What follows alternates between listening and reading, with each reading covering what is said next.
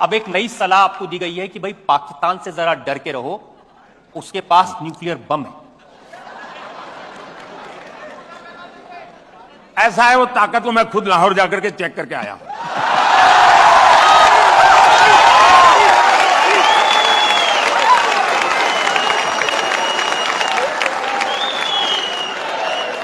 और बिना कोई सिक्योरिटी चेक में सीधा चला गया।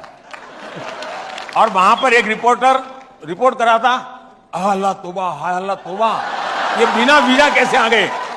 ये चर्चा थी टीवी पे, ये बिना वीजा कैसे आ गए। अरे वो तो मेरा ही देश था यार किसी जमाने में।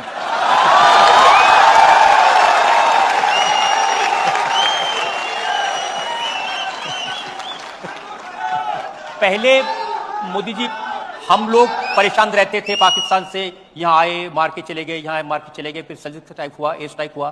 पाकिस्तान के लोग बड़ी लंबी लिस्ट दे रहे हैं, अननोन आदमी आके मार जाता है। मुद्दा वो नहीं है। पाकिस्तान के लोग परेशान हैं, मैं जानता हूं। उनकी परेशानी का कारण भी मैं हूं, ये भी मैं जानता हूं। लेकिन दुख इस बात का है, जब मेरे देश का ही एक व्यक्ति, जिम्मेवार व्यक्ति, जिम्मेवार पार्टी का व्यक्ति ये कहे कि कसाब को, यानी कसाब ने हमारे देशवासियों को नहीं मारा था, हमारे देशवासियों ने ही हमारे देशवासियों को मारा था।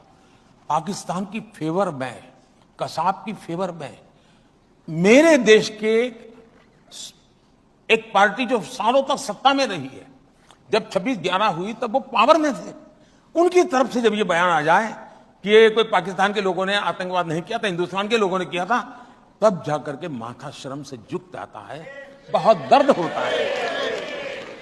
मुझे मेरी वहां से खबर आए कि भाई हमारा ये मारा, हमारा वो मारा, हमारा ठिकाना मारा। अब वो रोते रहे वो तो मैं समझ सकता हूं जी, यहां वाले क्यों रोते मैं समझ नहीं रहा हूं। यहां वालों ने एक और ऐसी बात कही थी, जब राम मंदिर बन के तैयार होने वाला था तो उद्धव ठाकरे की पार्टी के प्रवक्ता ने कहा कि ट्रेन में राम भक्तों को ले जाएंगे और पाकिस्तान की मदद से उस ट्रेन के ऊपर गोले बरसाएंगे, लोग मर जाएंगे, दंगे होंगे और फिर मोदी जी चुनाव जीत जाएंगे। अब दंगे तो नहीं हुए, कोई ट्रेन भी नहीं जली। अब जाकर उनको किसी ने पूछना चाहिए कि भाई आप कोई दवाई ववाई लेते हैं कि नहीं लेते हैं, कोई मेडिकल चेकअप कराया कि नहीं कराया, कोई तो पूछो जाके भाई। चलिए आप ये सवाल नहीं पूछ सकते, लेकिन उनकी हेल्थ का तो पूछो, उनकी बीमारी क्या है ये तो पूछो, क्योंकि ऐसी बातें ऐसे नहीं निकलती भाई, कोई स्वस्थ मनुष्य थोड़ा करता है। तो सचमुच में आप जैसे लोग और आप लोगों की पहुंच हर जगह पे होती है, जरा पूछो तो भाई अब तबीयत ठीक है ना, ये पूछना चाहिए।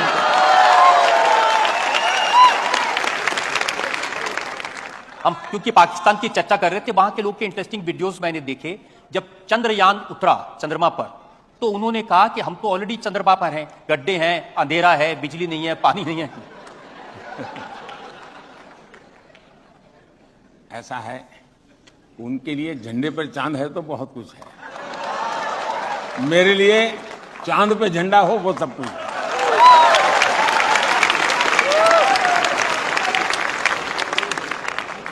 इसमें बात आई सेक्युलरिज्म की।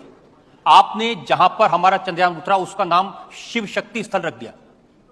ये देश का दुर्भाग्य है कि हर चीज में वोट बैंक के नजरिए से देखा जाता है।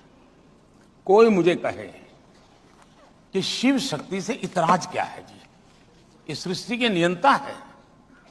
और मेरा गुना ये कि मैंने कहा कि चंद्रमा पर जहां पर मेरा चंद्रयान लैंड किया था उस पॉइंट का नाम मैं किसी भी बीजेपी के नेता का रख सकता था, कोई मुझे मना नहीं करता, क्योंकि उन्होंने वो परंपरा बनाई थी।